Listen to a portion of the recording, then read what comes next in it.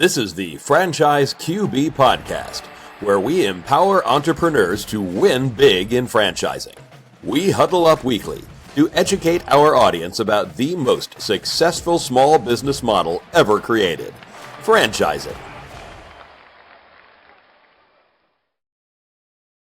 Welcome to the Franchise QB Podcast. I'm your host, Mike Halpern, a 20-year industry veteran and entrepreneur. My mission is for listeners to achieve their American dreams of creating wealth and independence through franchise ownership. Every week, we speak with franchisees, franchisors, or vendors that support the industry. Thank you for joining us, and let's get started.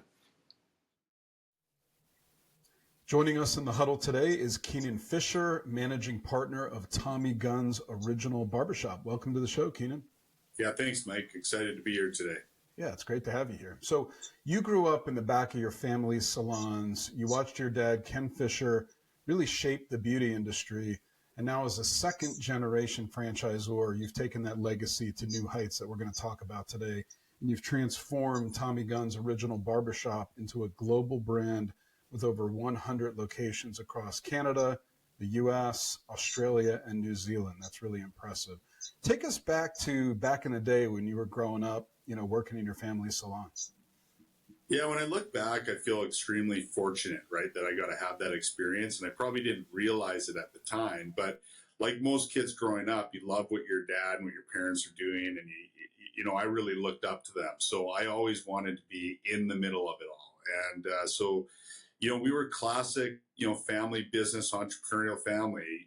Dinner talk was all about the business. As a kid, my siblings and I, we were sweeping hair, we were stocking shelves, we were packing boxes in the warehouse. We weren't getting paid a lot, that's for sure. But we were in there and really loving it. And I can't, at the time, you don't realize it again, but you learn so much through that process, just through osmosis and being around it and listening. And any chance I had to sit in on calls, sit in on meetings, even from, 8, 9, 10 years old, I was always all about it. And I look back on that stuff very fondly because it really, one, I think it drove my passion for two industries, right? The hair and beauty industry and the barbering industry, and also the franchise industry. I knew a lot about franchising, at a very young age. I knew about royalties and franchise agreements and standards and operational manuals at 10, 12 years old. And that's served us very well. And so, to be able to learn that at a young age and build that passion and then also get to continue on and continue to do it in a family environment has been pretty special. Yeah, that's a kind of a upbringing in entrepreneurship that a lot of people don't get in high school or college. So that's really neat that you were able to kind of grow up in an entrepreneurial family. So alongside your dad, as well as your brother-in-law, Corey Anderson, you've helped the brand hit some incredible milestones, including over 10 million haircuts since you launched the business.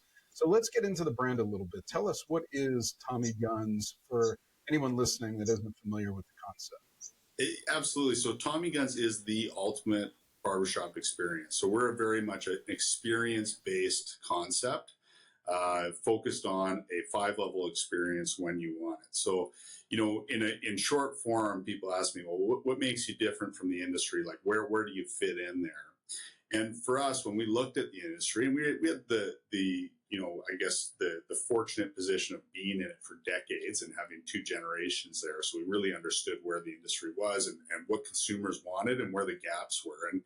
And you basically had 2 options. You could go where it was convenient, which would also typically be, convenient, low cost, and not necessarily experience or quality focused. Or you could go somewhere that was quality and a good experience, but not when you want it. You had to plan 4, 6, 8 weeks out. And most guys are like me in an instance where someone says, hey, you need a haircut today, or I'm leaving for a conference tomorrow, or I got a date or a meeting. And I'm like, oh man, I need my haircut and I need it today. And the place I want to go to needs to be booked weeks out. So what we wanted to do is come up with something where it's the place you want to go. The experience is great. The quality of the cut is great. The environment's second to none. But build a system where you can do it the day you want it, right? And so we build proprietary technology to manage this Q-type system where you could get in our queue the day you want the service. So you didn't have to sacrifice convenience or quality. You could get both. And, with that, there's obviously more layers where then the experience side, we wanted to be best in class there as well. So you're best in class in convenience and best in class in experience. And so we layered on all the elements around the haircut to make it best in class. So you're feeling supported, confident, and like $1 million from start to finish of your interaction and even going forward. Yeah, that's really cool. I mean, I really like that. Convenience matters. Like you mentioned, guys aren't the best at planning out their week or their day. So that kind of gives us a head start and allows us to get that great cut you want at a convenient time. So tell us about like how else you've modernized the modern like barbershop experience while building this thriving franchise across Canada and obviously across a few other countries. Yeah, for sure. So the first part of that of modernizing is, really understanding what you don't want to lose, right? Because when you modernize something, sometimes you have these give ups with your pickups, right? And so the first thing we knew is we really wanted to stay true to what the essence of what it is, and that's having an incredible experience. Making sure we have best in class barbers, awesome education system, and so on. So that the actual heart and soul of what you do, or the essence of what your business is, maintains. And then everything around it, you can elevate through investments in technology. So our proprietary app and check-in queue system, are how we communicate with our guests through our CRM systems and email marketing and two-way communication. We elevated that all in. And so it's as simple as some things like, we have a TV at every station. So typical barbershops may have some TVs or entertainment, but every station gets its own, and it's inset, invisible, appearing in the mirror. The guests in control. They all get complimentary beverages. We have a very sophisticated and consistent service experience approach. So we have an every guest, every time policy. So our guests know what to expect each and every time they come to the shop, irregardless of what barber they're with and what location they're at. There are all these deliverables that are set out, laid out, that they know that they'll get each and every time. Yeah, that's really awesome. I mean, the TV's inset in the mirrors and having an individualized experience like that is definitely a differentiator. So take us back. You mentioned your childhood before. How did some of those experiences shape your mindset in business? I know you're able to see like the evolution of the industry, but like, how did that kind of shape who you are as a business owner now? Yeah, I think there's, two things that really resonated.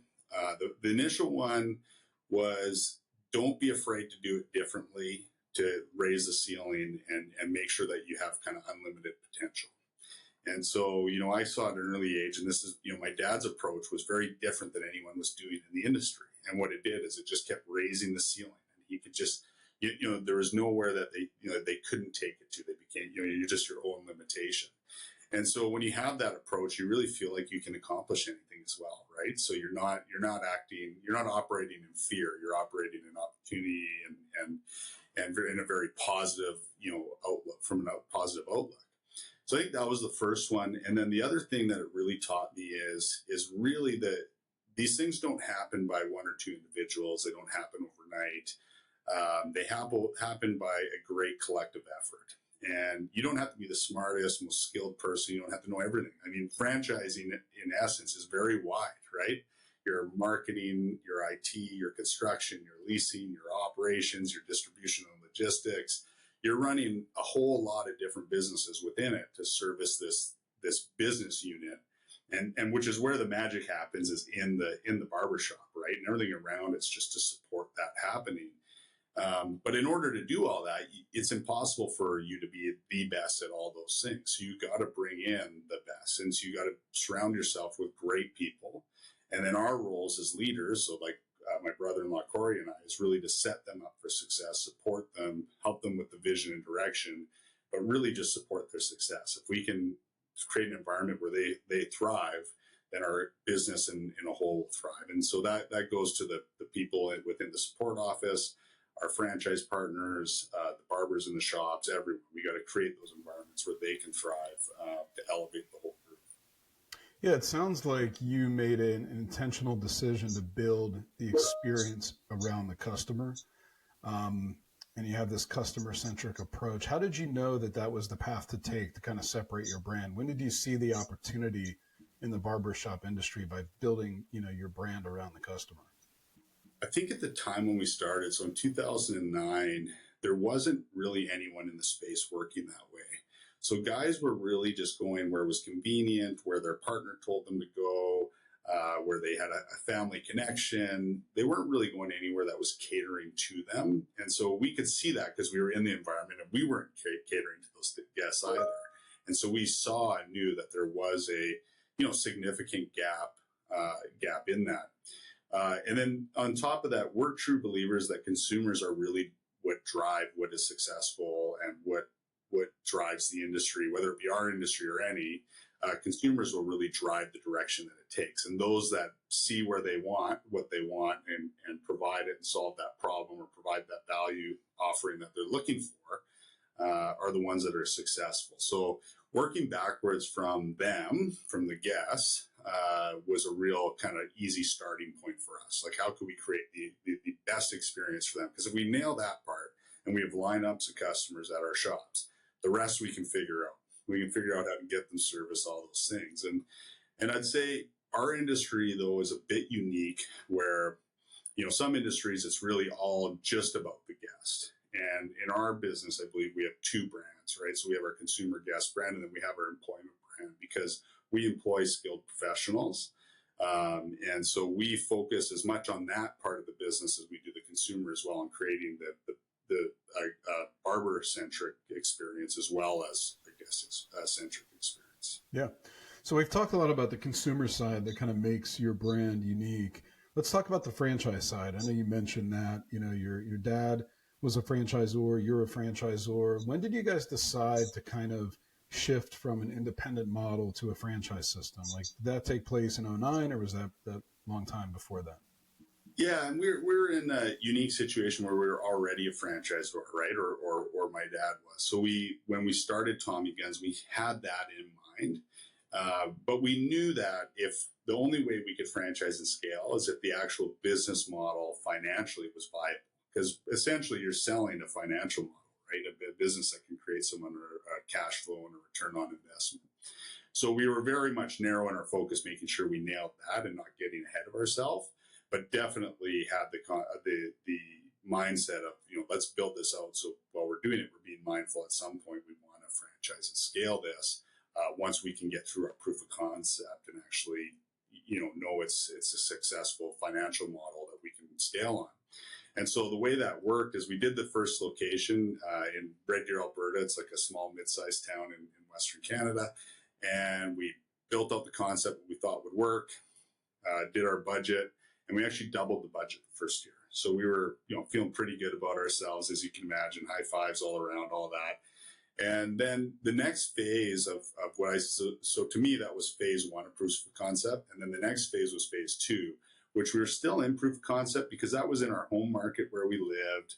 We had all our friends and family going. We were in all the community stuff. So it's like, can we do this with other types of markets, other types of real estate, and so on? So we did about 4 or 5 deals with what I'd call arm's length parties. So they were franchises, but they were people that we had prior relationships with or did franchising with before. And they were in different types of real estate, different types of markets, bigger ones, downtown core, different types of environments. And through that, we learned a lot. So we learned what type of customers we were servicing in those markets, how to market to them, how to find our labor market in those environments, and so on.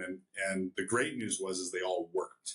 So each location was successful, and that was really then when we knew, okay, now we can actually like truly turn on the franchising lever. So at that time, were you in multiple provinces, or was it all within the same province? It was across 2 provinces. Two provinces, okay. Yeah, so that kind of leads me to my next question. You guys have now expanded into multiple countries. Even if you're in one country, like, you have to, when you take it outside of that immediate friends and family kind of franchise group, and then you expand it, you have to maintain quality, you have to maintain consistency. You guys have done that not only through multiple units, but multiple countries. How do you guys pull that off?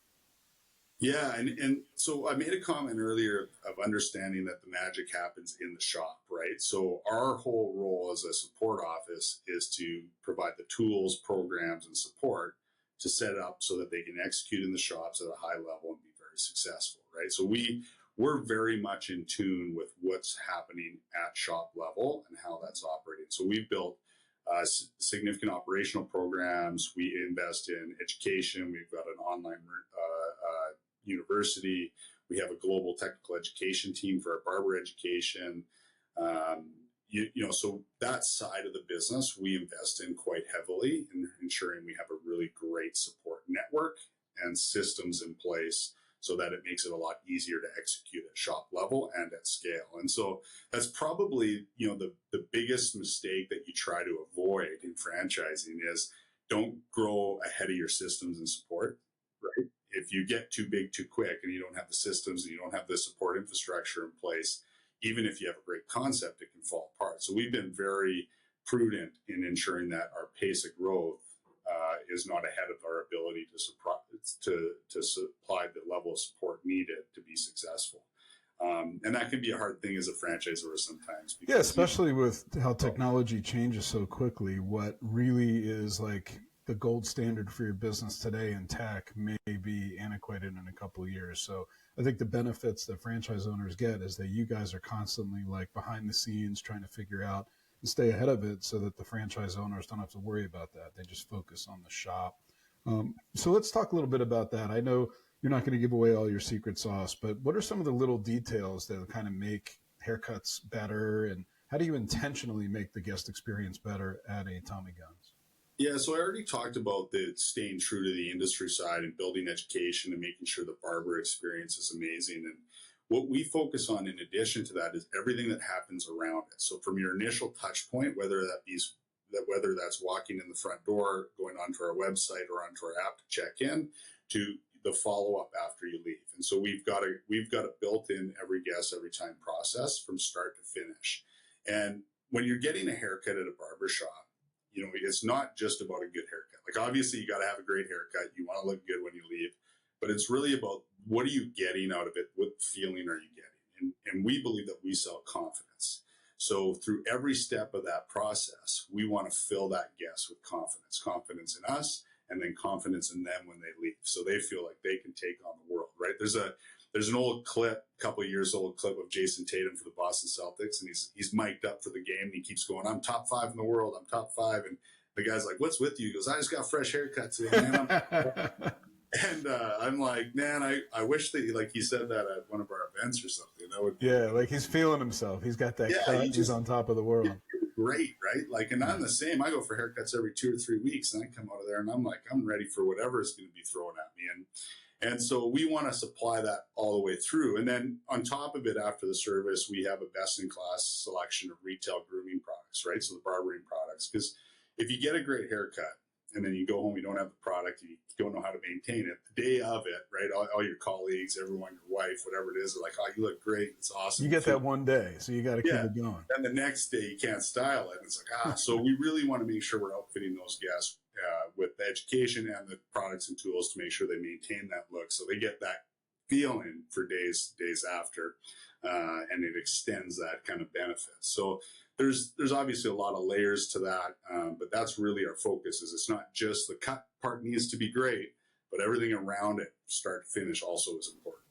Yeah, no, I like the whole philosophy of like building the experience so the guest feels a certain way when they leave, and that's what is memorable, makes them want to come back, want to tell their friends, and that organic referral. I can imagine that growing pretty rapidly, even at the unit level, when that's kind of the culture of how owners are supposed to treat their guests, and that's the feeling they're supposed to have when they walk out the door.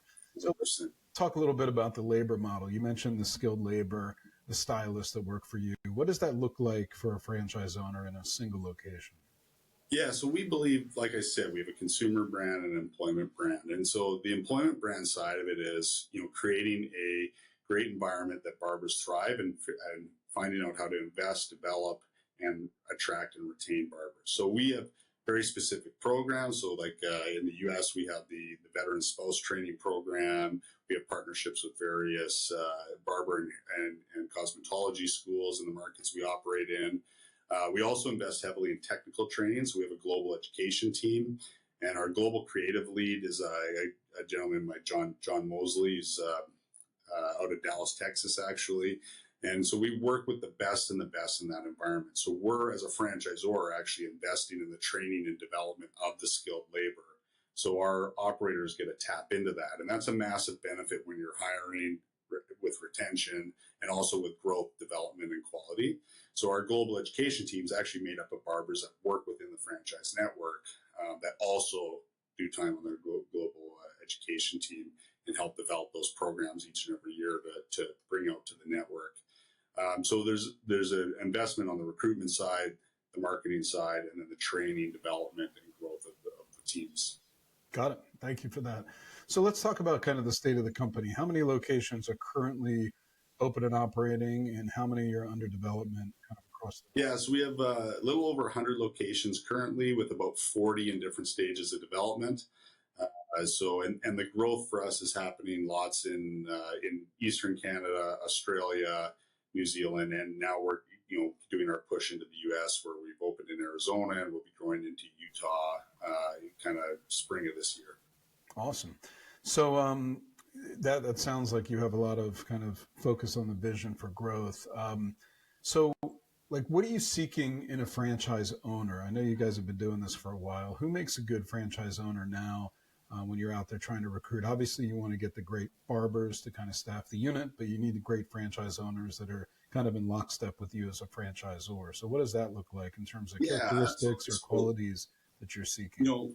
Qualities that we want to see is someone with a natural competitive spirit, someone who wants to win and do it together, so likes to be a part of a team type focus environment, wants to lead a team. So we're not, over 80% of our barbershops are multi-unit. So over 80% of our franchise partners are multi-unit. So they want to build a business that scales and lead that team, whether it be the team in an individual shop or the leadership team that they put in place, with the competitive spirit, and someone who's also community focused. So we are a community hub naturally as a barbershop. So that connection to the communities we operate in is really important to the success of the business and part of the culture. So those are kind of the key main elements, but having a growth forward mindset is key. Very cool. Thank you for that. So let's talk item 7. How much does it cost to open a Tommy Guns Original Barbershop? I know it's probably going to vary a little bit based on the footprint, how many stations, et cetera. But what's kind of the guidance there in terms of the turnkey, opening cost? Yeah. Full investment all in the U.S. is about $450,000 to $500,000, and that's franchise fee, inventory, equipment, all in. Yeah, that's actually not that huge of a range compared to some other brick and mortar franchises that we've had on the show. So let's talk a little bit about earnings. Item 19, what kind of FPRs do you provide to candidates that are exploring the brand? Yeah, at this stage, so we provide average unit volume and sales, and we do it by country and combined, including dollar conversions. And then we break out in our top 25%, bottom 25%, and middle median. So we provide the sales volume averages for the shops. Got it. Cool. This has been great, Keenan. Really appreciate all the detail. Anything else you want to add to the mix before we wrap up today?